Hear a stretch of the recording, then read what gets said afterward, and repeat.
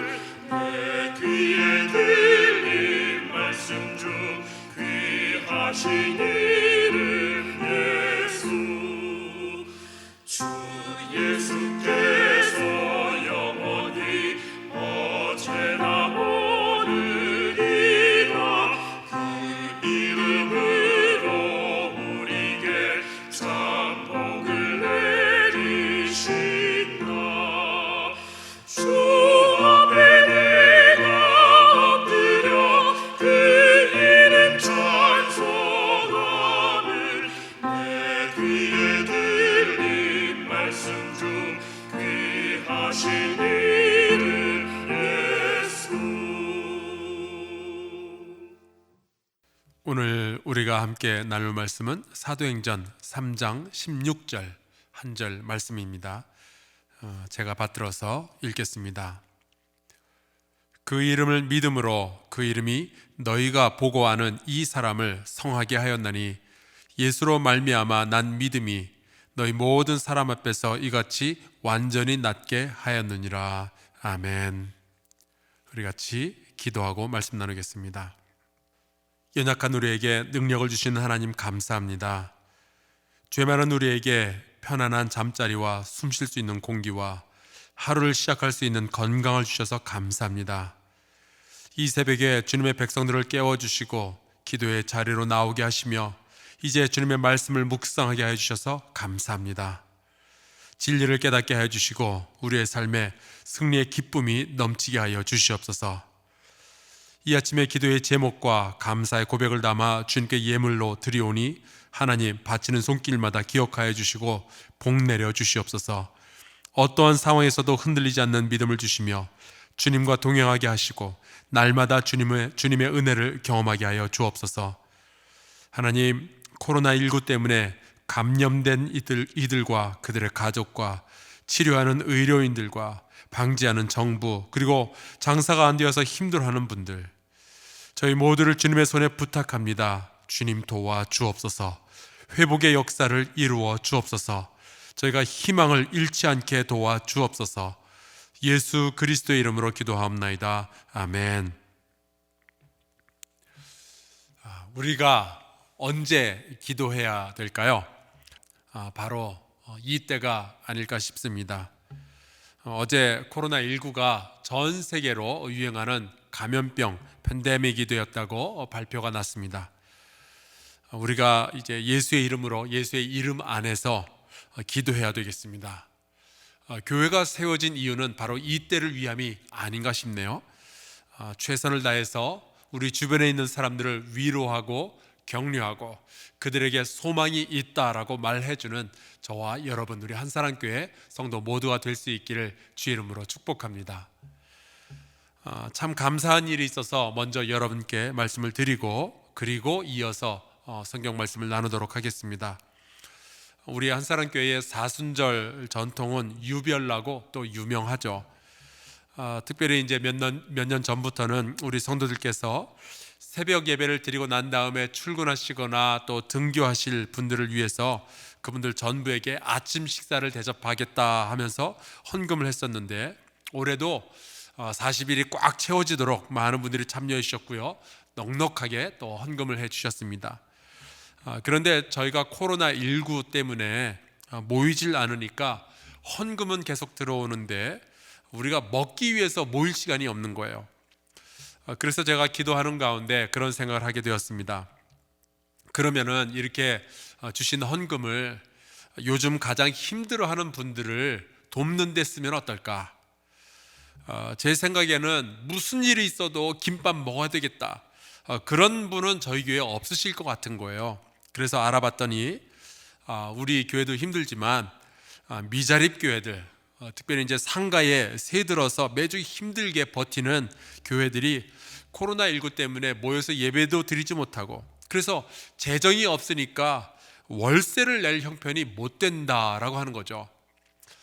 그래서 식사 헌금으로 모여진 이 재정을 근처에 있는 미자립 교회들에 우리 3월달 월세를 내주는 것이 어떨까? 그래서 우리 장로님들과 이 생각을 나누었더니 다들 찬성을 해주셨습니다. 또 헌금을 해주신 분들은 목적이 있었기 때문에 헌금을 해주셨잖아요. 그래서 일일이 다 연락을 드리고 허락을 받으려고 했더니 무슨 허락이 필요하냐고 다들 기쁨으로 동의를 해주셨습니다. 그래서 오늘 이 새벽 예배를 마친 이후에 바로 실행을 하려고 합니다. 우리가 김밥과 컵라면은 못 먹게 되었지만 대신 우리 한사랑교회가 이렇게 선교하는 교회, 또 선교적 교회가 되어갑니다. 우리 함께 뜻을 모아주신 성도 여러분께 진심으로 감사의 말씀을 드립니다. 그래서 말인데요, 그동안 식사 헌금을 내주셨던 분들, 우리 가족들, 또 동산지기들, 숲, 제가 설교 시간에 나중에 우리가 모이면은 함께 밥 먹읍시다 그렇게 말씀을 드렸잖아요. 전부 취소합니다. 대신에 우리가 그것으로 작은 교회들, 힘들어하는 교회들을 전부 돕도록 하겠습니다. 오늘은 김정옥 권사님, 그리고 딸 김미나, 사위 최재영, 그리고 그 사업장 도르가에서 이웃교회의 월세를 책임지도록 하겠습니다. 또 이 소문이 어떻게 퍼졌는지 그것을 듣고 우리 사랑산 사동산에서 14, 15, 16, 17 숲이 함께 또 헌금을 해주셨습니다. 동참하고 싶다고. 그래서 우리 성도 여러분께서는 김밥 배부르게 드신 셈 치고 힘도 내시고 또 이 가정과 사업장, 그리고 우리 사동산에 있는 숲들을 위해서 축복해 주시기를 부탁합니다. 우리가 예수의 이름이 가진 능력에 대해서 함께 말씀을 나누고 있습니다. 제가 미국의 그 에머리 대학에서 공부를 할 때 수업 과목 중에 비교 종교학이라는 것이 있었습니다.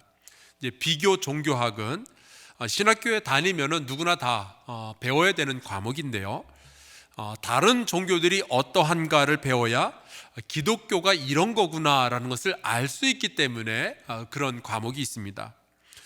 우리나라가 어떤 나라인지를 더 잘 알기 위해서는요, 외국을 다니면서 비교를 해볼 그 비교의 대상이 있어야 되는 것과 마찬가지죠. 그 비교 종교학을 공부하면서 한 번은 그 아틀란타 시내에 있는 힌두교 사원을 구경하러 간 적이 있었습니다. 가서 보니까 건물 여기저기에 엄청나게 많은 신상들이 세워져 있고 또 벽에 붙어 있고 천정에 매달려 있고 그런 거예요. 물론 이제 제 눈으로 보기엔 너무 기괴해 보였습니다. 빨간 얼굴에 송곳니도 막 나와 있고요. 얼굴은 파란데 또 코끼리 얼굴, 몸은 사람이고. 게다가 그 힌두교의 신들은 왜 그렇게 다들 벗고 있는지 모르겠어요. 보기도 민망하고. 그런데 제가 갔던 그 힌두교 사원에는요, 자그마치 600개의 신상이 있다는 겁니다. 그리고 거기서 일하는 사제들, 힌두교 사제들이 하는 일은 그 신들의 이름을 하나도 빼놓지 않고 하루 종일 불러주는 거래요. 어려서부터 그 신들의 이름을 잊지 않기 위해서 그렇게 오랫동안 훈련을 받게 된다고 합니다. 왜 그러냐 그랬더니 이 신들이요, 하루라도 자기의 이름이 어떤 사원에서 불리지 않으면 삐진대요. 그리고 더 중요한 것은 신들의 이름을 부를 수 있다라는 것은요, 그 신들을 부릴 수 있다라는 뜻이 된답니다. 소환한다고 그러죠. 물론 이제 신을 불러서 종처럼 막 부리고 그러는 것이 아니라 뭐 소원을 빈다든지 재물을 바쳐서 그랬으니까 내 소원 좀 들어달라든지 뭐 이런 식으로 그런 방식으로 이제 신들을 부린다 하는 거죠. 그래서 거기에 있는 제단에 그 제물을 드릴 때도 그 제물을 받을 신의 이름을 꼭 불러줘야 된답니다. 이름을 안 부르면은 거기에 있었던 그 600개의 그 신들이 그 제물을 서로 먹으려고 싸운대요. 이건 뭐 돼지 사육장도 아니고 왜들 그러는지 모르겠어요. 근데 여러분, 고대 종교들은 다 이런 식이었습니다. 이런 이유 때문에 사도행전 17장에 보면은 이런 말씀이 있어요. 내가 두루다니며 너희가 위하는 것들을 보다가 알지 못하는 신에게라고 새긴 단도 보았으니 그런즉 너희가 알지 못하고 위하는 것을 내가 너희에게 알게 하리라. 그러니까 이름을 안 불러주면 삐지는 신들이 있으니까 혹시 몰라서 안전장치로 알지 못하는 신이라는 이름까지 붙여놓은 단을 그 사람들이 만들어 놨던 거예요. 여러분, 아무 실체도 없는 우상을 섬기는 사람들도 이름의 중요성을 알고 있어요. 불러도 대답 없는 이름인데도 그 이름이 중요하다고 생각하니까 매일처럼 불러주는 우상 숭배자들이 있지 않습니까? 그렇다면 천지에 있는 모든 이름 중에 가장 귀하고 높은 예수 그리스도의 이름에 대해서 우리가 잘 알고 또 소중히 생각하며 그 이름에 담겨져 있는 능력을 우리가 사용할 수 있어야 되지 않겠어요? 어제는 우리가 예수의 이름을 힘입어 생명을 얻게 되는 그러한 이야기를 나누었습니다. 여러분, 예수님은요, 우리에게 생명을 주실 능력을 가지고 계시는 줄로 믿습니다. 죄 지은 우리를 구원해 주신다는 예수의 이름의 그 의미를 바르게 알고 그대로 믿는 자는요, 다 구원을 얻고 그리고 영생을 얻게 될 줄로 믿습니다. 그 예수라는 이름의 뜻은요, 하나님이 구원하신다라는 뜻이죠. 그래서 베드로가 사도행전에 이렇게 말을 하는 겁니다. 다른 이로서는 구원을 받을 수 없나니 천하 사람 중에 구원을 받을 만한 다른 이름을 우리에게 주신 일이 없음이라. 오직 예수 그리스도의 이름을 통해서만 우리는 생명을 얻고 우리는 구원을 받게 되는 겁니다. 왜냐? 예수 그분이 하나님이시잖아요. 그래서 사도행전에 보면은 예수님의 이름에 대해서 굉장히 많은 구절들이 나오게 됩니다. 정말 여러분이 상상하는 것보다 훨씬 더 많은 구절들이 있어요. 사도행전 2장 21절, 누구든지 주의 이름을 부르는 자는 구원을 받으리라. 또 8장 12절, 빌립이 하나님 나라와 및 예수 그리스도의 이름에 관하여 전도함을 그들이 믿고 남녀가 다 세례를 받았다. 빌립이 사마리아에 가서 전했던 것은 하나님의 나라 그리고 예수님의 이름이었어요. 사도행전 22장 16절, 이제는 왜 주저하느냐, 일어나 주의 이름을 불러 세례를 받고 너희 죄를 씻으라. 우리가 어떻게 죄 씻음을 받을 수 있는가? 예수의 이름으로 세례를 받을 때 그런 일이 일어난다는 거예요. 이토록 예수의 이름이 참 소중했습니다. 그런가 하면은 또 사도행전에 보면 굉장히 많은 사람들이요, 예수님의 이름을 굉장히 경계했습니다. 베드로와 요한이 예수님의 이름을 자꾸만 전파하니까 공회에 있는 사람들이 그러죠. 이것이 민간에 더 퍼지지 못하게 그들을 위압하여 이후에는 이 이름으로 아무에게도 말하지 말게 하자. 자기들끼리 그런 계획을 짜는 거예요. 그런데도 계속 사도들이 예수님의 이름을 증거하니까 사도행전 5장에는 이런 말씀이 나옵니다. 그들이 옳게 여겨 사도들을 불러들여 채찍질하며 예수의 이름으로 말하는 것을 금하고 놓아주었다. 예수의 이름을 말하는 사람들을 때리기까지 하면서 더 이상 그 이름 말하지 마라, 쓰지 마라, 그렇게 이야기를 하는 거예요. 그렇다면 왜 이렇게 사도들은 예수의 이름을 말하지 못해서 그렇게 안달이 났을까요? 왜 이렇게 욕을 먹으면서 매를 맞아가면서까지 예수의 이름을 증거하고 예수의 이름을 전도하고 가르치고 기도하고 예수의 이름으로 세례까지 주었을까요? 그리고 왜 세상 사람들은 그 예수의 이름이 번져가는 것을 경계하고 심지어 예수의 이름을 말하지 말라고 때리기까지 했을까요? 분명히 예수의 이름에는 뭔가 있었던 거예요. 오늘 말씀해 보니까 나면서부터 못 걷게 된 사람을 베드로와 요한이 고쳐준 이후에 했던 그 말씀이 나와 있습니다. 어떻게 그럴 수 있었을까? 우리가 이 이야기는 사실은 굉장히 유명하죠. 베드로와 요한이 성전에 갔는데 거기에 나면서부터 못 걷게 된 그런 사람이 앉아 있었어요. 그가 구걸을 하는데 뭐 줄 거는 없고, 그래서 이런 얘기를 하죠. 베드로가 이르되 은과 금은 내게 없거니와 내게 있는 이것을 내게 주노니 나사렛 예수 그리스도의 이름으로 일어나 걸으라. 무엇으로 일어나 걸으래요? 나사렛 예수 그리스도의 이름으로. 여러분, 예수의 이름에는 치유의 능력이 있는 줄로 믿습니다. 혹시 여러분 가운데 지금 힘들고 어려워서 주저앉은 분들이 있다면 예수 그리스도의 이름으로 일어나 걸을 수 있게 되기를 주의 이름으로 축복합니다. 그래서 이 사람이 드디어 걷기도 하고 뛰기도 하고 찬송을 하니까 사람들이 이제 모여든 거예요. 그 자리에서 베드로가 말합니다. 이 사람이 어떻게 이렇게 걸을 수 있게 됐는 줄 아느냐? 그래서 했던 말이 오늘 우리가 함께 읽은 말씀이에요. 그 이름을 믿음으로, 우리가 그 이름을 믿음으로 그 이름이 너희가 보고 아는 이 사람을 성하게 하였나니 예수로 말미암아 난 믿음이 너희 모든 사람 앞에서 이같이 완전히 낫게 하였느니라. 그 이름이 그랬다는 거예요. 예수의 이름이 너희가 보고 아는 이 사람을 성하게 온전하게 회복시켜 주었다. 여러분, 다시 한번 말씀드립니다. 예수의 이름은요, 치유하고 회복시키는 능력이 있는 줄로 믿습니다. 물론 예수라는 이름 자체에는 아무 능력이 없어요. 이것은 쉽게 설명이 됩니다. 2000년 전에 이스라엘에서는요, 예수라는 이름이 굉장히 흔한 이름이었어요.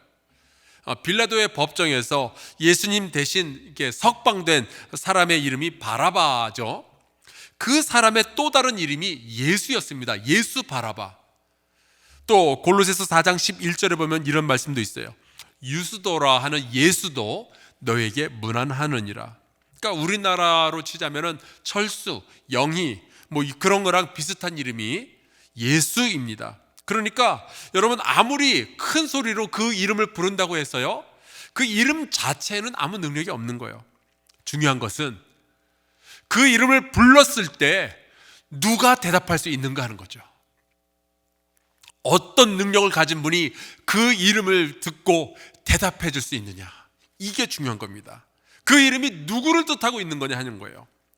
베드로가 말하는 그 이름은 바로 예수 그리스도를 뜻하고 있었습니다. 그분의 이름은요, 그래서 우리를 구원해 주시고 하나님의 아들이신 예수 그리스도를 의미하고 있는 것이죠. 그분의 이름에 능력이 있다는 말씀은 그분의 이름을 들었을 때 대답하시는 그분에게 능력이 있다는 거예요. 그분의 이름이 치유한다라는 말은요, 그 이름을 불렀을 때 대답해 주시는 그분이 치유해 주신다라는 뜻입니다. 그런데 그 이름이 치유의 능력을 발휘하기 위해서는요, 전제 조건이 필요했습니다. 베드로가 이렇게 말하죠. 그 이름을 믿음으로, 그 이름이 너희가 보고 아는 이 사람을 성하게 하였다.